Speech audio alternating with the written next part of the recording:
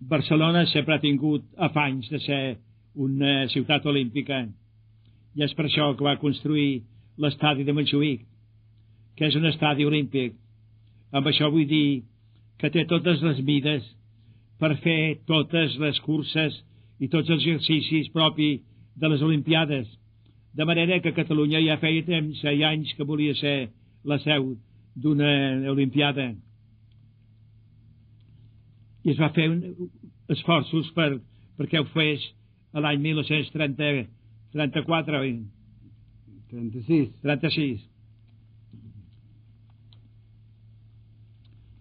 Però llavors vam ser subjectes a una mena de xantatge, perquè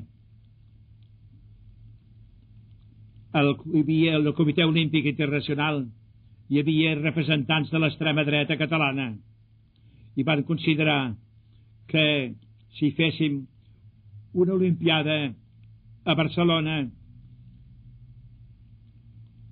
contribuiríem a afiançar la república, perquè són uns actes de gran popularitat i varen boicotejar-la i varen fer que un altre pretendent era l'Alemanya. Llavors l'Alemanya era abans del Hitler, estaven sota un règim molt bon, molt democràtic, amb una Constitució que se'n deia la Constitució de Weimar, W-E-I-M-A-R,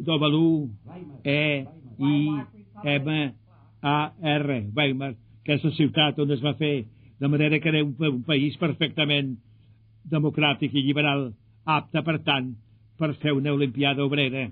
I es va decidir així, es va decidir que la farien a l'Alemanya democràtica i liberal. Però és que llavors va venir el cop d'estat d'en Hitler l'any 1933 i aleshores era impossible deixar que l'Alemanya del Hitler fes una Olimpiada, perquè l'Olimpiada és la reivindicació de l'esport amb la llibertat. L'objectiu és de demostrar que els homes són iguals, sigui quina sigui la raça i el color.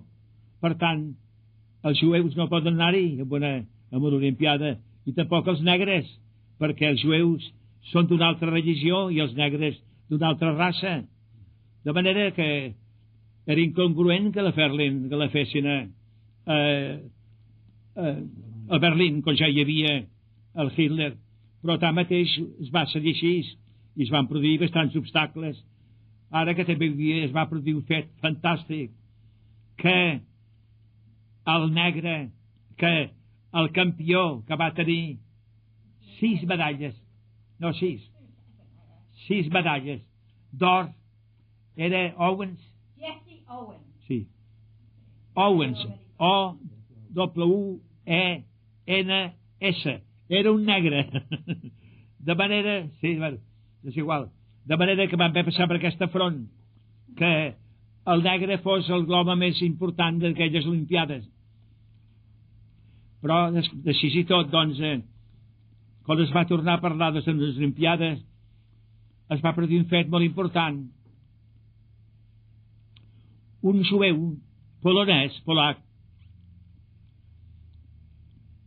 ja havia passat la guerra primera i la Polònia havia estat víctima de la divisió amb els Estats Units, vull dir, amb Europa i amb Rússia.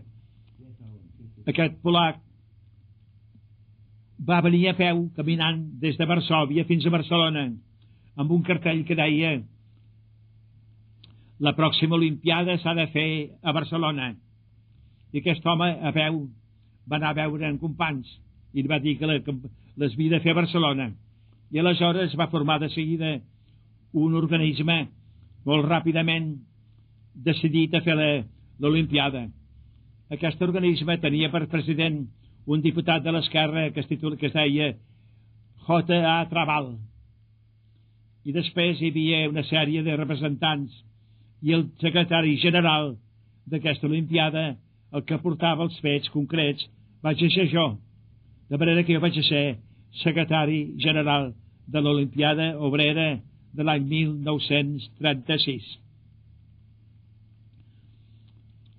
Tinc tots els documents guardats en un sobre que diu Olimpiada Popular Obrera de l'any 1936, perquè crec que més endavant s'ha de trobar algú que ho editi, perquè vaig escriure molt sobre això i tinc prou documents per fer un llibre de 200-300 pàgines, que és molt interessant que se sàpiga, perquè va ser molt important tant mateix el que va passar